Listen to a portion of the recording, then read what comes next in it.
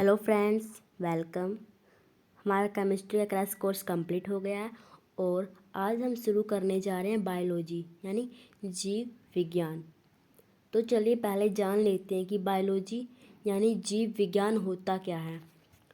तो देखिए, biology, bio का मतलब होता है लाइफ यानी जीवन, और लॉजी का मतलब होता है लोगस। लोगस मतलब अध्ययन या स्टडी। तो बायोलॉजी होती है जीवन के बारे में अध्ययन करना, और इसी से एक नाम निकला जीवधारियों का अध्ययन, जिसमें हम जीवधारियों का अध्ययन करते हैं, वो बायोलॉजी होती है। और जो बायोलॉजी होती है, जीव विज्ञान होता है, वो टू पार्ट में डिवाइड किया हुआ है। पहला है वनस्पति विज्ञान और जंतु विज्ञान। जंतु विज्ञान यानी जूलॉजी और वनस्पति विज्ञान यानी बॉटनी।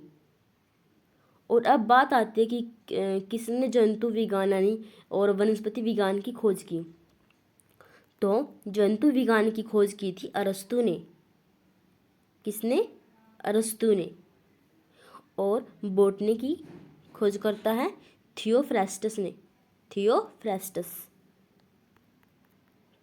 फिर उसके बाद आता है कि जो बायोलॉजी शब्द है यानी जीव विज्ञान शब्द का सर्वप्रथम सबसे पहले प्रयोग का किसने किया या सबसे पहले उसके बारे में किसने बताया, तो वो थे लेमार्क और ट्रेविरेनस। कौन? लेमार्क और ट्रेविरेनस। और कब किया उन्होंने शब्द का प्रयोग? 1802 ईस्वी में।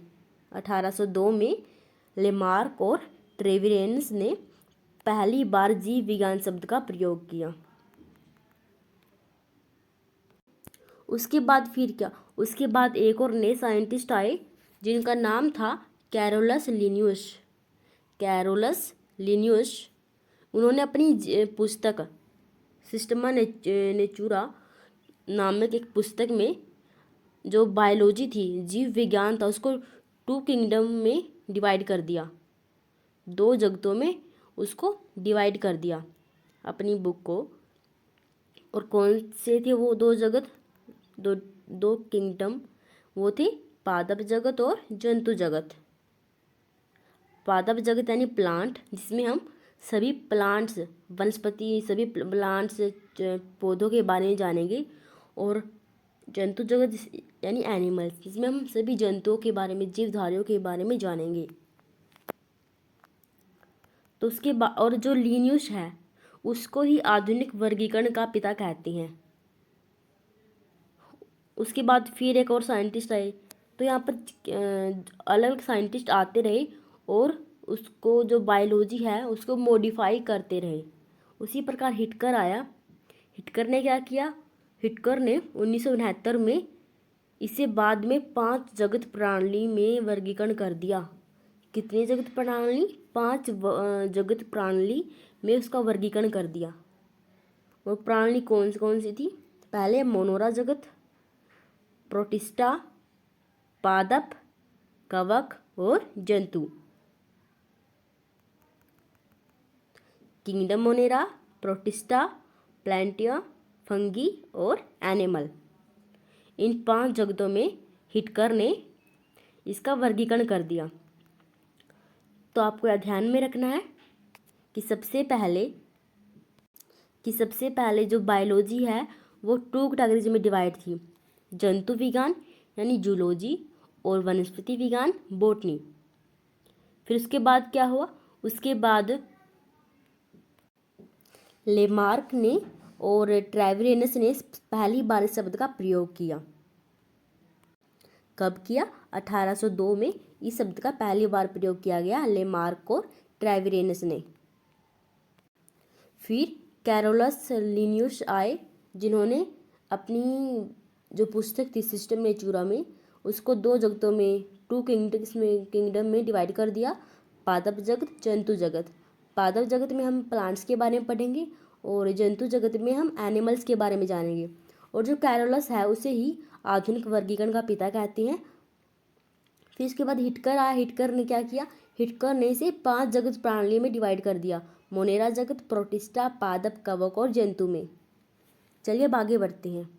अब हम इसके बारे में मोनेरा जगत, प्रोटिस्टा जगत और पादप जगत, कवक, जंतु जगत, इन सब के बारे में एक एक करके हम इनके बारे में डिटेल में पढ़ेंगे।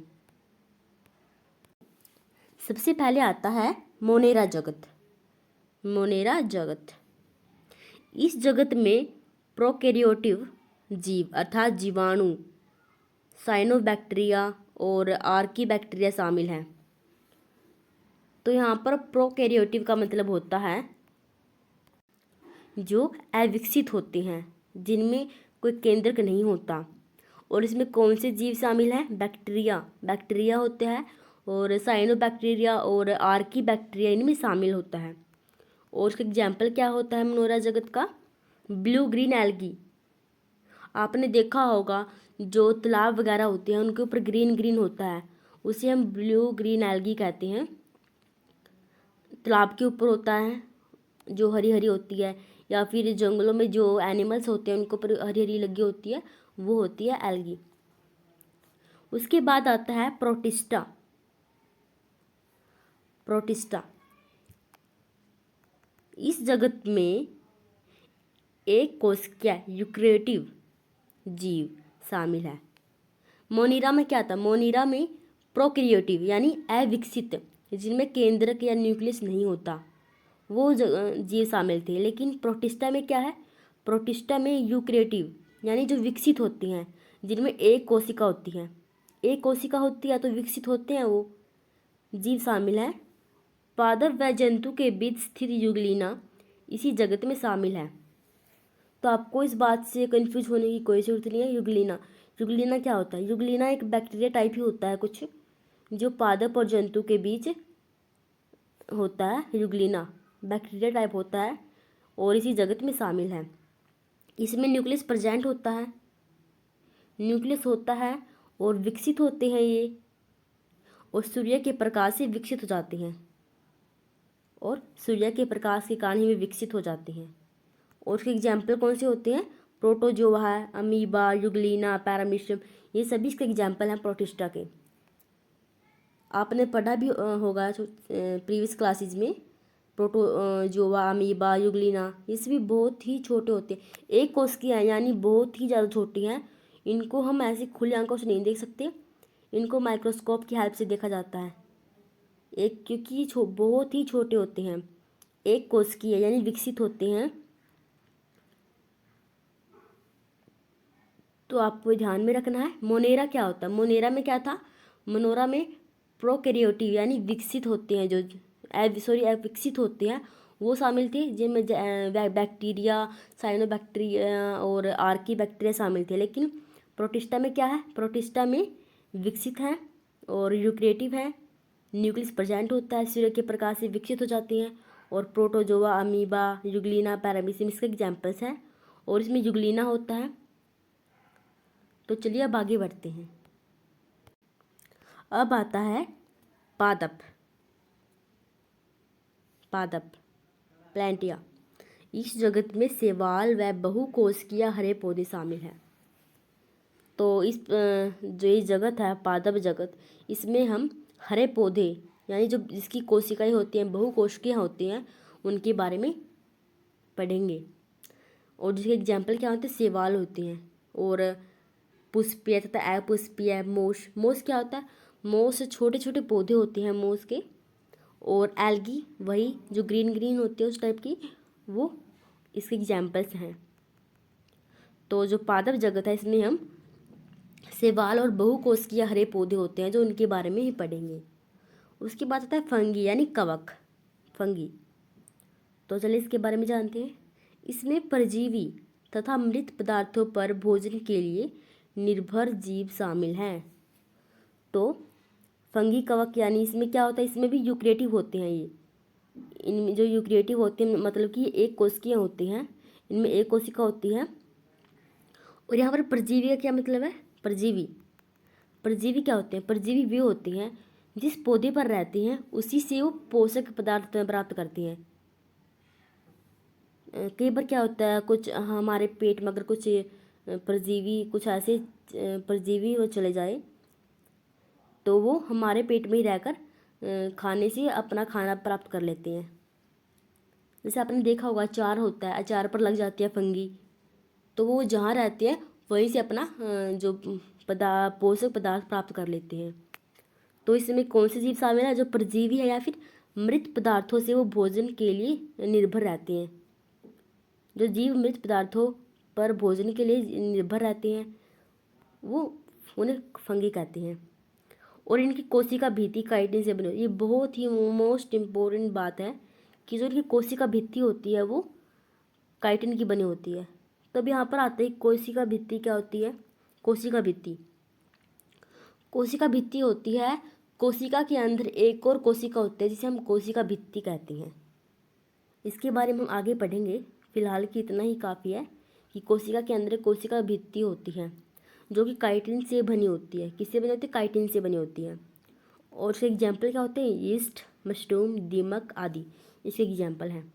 किसके? फंगी के, यानी कवक के। तो आपके ध्यान में रखना है, इसमें कोशिकीय होते हैं, यूक्रेटिव होते हैं ये, और इसमें परजीवी तथा मृत पदार्थों पर भोजन के लिए निर्भर जीव शामिल है। और इनकी जो कोशिका भित्ति होती है वो काइटिन से बनी होती है। ये मोस्ट इम्पोर्टेंट है कि कोशिका भित्ति किससे बनी होती है? काइटिन से बनी होती है। उसके बाद आते हैं एनिमल्स, यानी जंतु जगत। इसमें सभी बहुकोशिकीय जंतु शामिल होते हैं। एनिमल्स में बहुकोशिकीय जीव जंतु शामिल होते हैं। हमारे अंदर करोड़ों कोशिकाएं वो टूटती हैं और करोड़ों कोशिकाएं बनती हैं हर रोज, इसलिए हम बहुकोशिकीय होते हैं। और इसे मैटोजोआ भी कहा जाता है। क्या कहा जाता है? मैटोजोआ। और इसमें बहुत सारी कोशिकाएं होती हैं, बहुकोशिकीय होते हैं, और हम इन्हें मैटोजोआ भी कहते हैं। तो इसके एग्जाम्पल्स कौन से होते हैं? हाइड्रा क्या होता है? हाइड्रा हमारे शरीर के अंदर, हमारी बॉडी के अंदर ही पाया जाता है। हमें पता है कि जो हम सांस लेते हैं उसमें खून का महत्वपूर्ण, जो ब्लड होता है वो महत्वपूर्ण रोल प्ले करता है। लेकिन हम जो हाइड्रा होता है उसमें जो ब्लड है उसका कोई रोल नहीं होता, हम हाइड्रा से सांस ले सकते हैं। और जेलीफिश एक बहुत ही डेंजरस फिश होती है। ये मोस्टली पानी से बाहर नहीं आती, लेकिन ये बहुत ही खतरनाक होती है। उसके बाद कृमि है, और सितारा मछली, सरीसृप, उभयचर पक्षी तथा स्तनधारी जीव इसी जगत के अंग हैं। तो इसके एग्जाम्पल थे। अभी देखिए सरीसृप में क्या आता है? सरीसृप आपको ये दिख रहा होगा कि यह सरीसृप क्या होता है। इसमें रेप्टाइल्स यानी छिपकली, मेंढक, मगरमच्छ, कछुआ और सरक कर चलने वाले जीव, यानी जो क्रोलिंग एनिमल्स होते हैं, क्रोलिंग एनिमल्स। तो आपके ध्यान में रखना है कि सरीसृप में छिपकली, मेंढक, मगरमच्छ, कछुआ और सरककर चलने वाले एनिमल्स होते हैं, यानी क्रोलिंग एनिमल्स सभी शामिल होते हैं। और ये जो क्रोलिंग एनिमल्स होते हैं, जो सरककर चलने वाले एनिमल्स होते हैं, सरीसृप होते हैं, फेफड़ों से सांस लेते हैं। किससे? फेफड़ों से। और वे जल से बाहर अंडे देते हैं। और उनकी जो त्वचा होती है वो छिलकेदार होती है। कैसी होती है? छिलकेदार त्वचा होती है। तो आपको ध्यान में रखना है कि जो सरीसृप होते हैं वो फेफड़ों से सांस लेते हैं और जल से बाहर अंडे देते हैं, और उनकी त्वचा छिलकेदार होती है। आपने देखा होगा सांप है या फिर छिपकली वगैरह है, इन सब की जो त्वचा होती है वो छिलकेदार होती है, उनकी स्किन। उसके बाद आता है उभयचर में क्या है? उभयचर में वो जीव शामिल है जो जल और स्थल दोनों पर रहते हैं। यानी ड्यूअल मोड एग्जिस्टेंस करते हैं। और उनकी जो त्वचा होती है वो चिकनी होती है। कैसी होती है? चिकनी त्वचा होती है। और वे गिल्स और फेफड़े दोनों से सांस ले सकते हैं। सरीसृप क्या थे? वो सिर्फ फेफड़ों से सांस लेते थे, लेकिन जो उभयचर होते हैं वो गिल्स और फेफड़े दोनों से सांस लेते हैं। और इस एग्जाम्पल कौन से होते हैं? मेंढक यानी फ्रॉग, और फिर विषधर मेंढक फ्रॉड्स, और सैलेमेंडर क्या होता है? सैलेमेंडर एक प्रकार का छोटा मगरमच्छ होता है। तो ये सभी इसके एग्जाम्पल्स हैं। तो आपको ध्यान में रखना है सरीसृप में कौन से आते हैं और उभयचर में कौन से। अब हम पढ़ेंगे जीव विज्ञान की कुछ और शाखाएं। जीव विज्ञान की कुछ और शाखाएं जैसे कि एपीकल्चर। एपीकल्चर क्या होता है? मधुमक्खी पालन का अध्ययन करते हैं हम इसमें। एपीकल्चर में हम मधुमक्खी पालन का अध्ययन करते हैं। फिर सेरीकल्चर। सेरीकल्चर में रेशम कीट पालन का अध्ययन करते हैं। पीसीकल्चर जिसमें मत्स्य यानी मछली पालन का अध्ययन करते हैं। और फाइकोलॉजी शैवालों का अध्ययन करते हैं। फाइकोलॉजी में क्या करते हैं? शैवालों का अध्ययन करते हैं। फिर माइकोलॉजी कवकों का अध्ययन करते हैं, यानी फंगी का अध्ययन करते हैं, फंगी के बारे में स्टडी करते हैं। और पोमोलॉजी यानी फलों के बारे में अध्ययन करते हैं। और एंथोलॉजी पुष्पों के बारे में अध्ययन करते हैं। ऑर्निथोलॉजी पक्षियों के बारे में अध्ययन करना। और इक्थोलॉजी मछलियों का अध्ययन करना। तो यहाँ पर डिफरेंस है गाइज।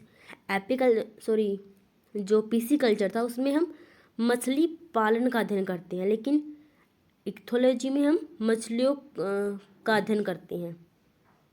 और एंटोमोलॉजी कीटों का अध्ययन करते हैं। डेंड्रोलॉजी वृक्षों एवं झाड़ियों का अध्ययन करते हैं। ओफियोलॉजी सांपों का अध्ययन करते हैं। सोरोलॉजी में हम छिपकलियों का अध्ययन करते हैं। तो ये हमारी कुछ शाखाएं थी जीव विज्ञान की कि किस शाखा हम किसके बारे में अध्ययन करते हैं। तो ये आज का लेक्चर हमारा यहीं पर समाप्त होता है। अगर आपको वीडियो पसंद आए तो प्लीज़ वीडियो को लाइक करें, चैनल को सब्सक्राइब करें। Thanks for watching.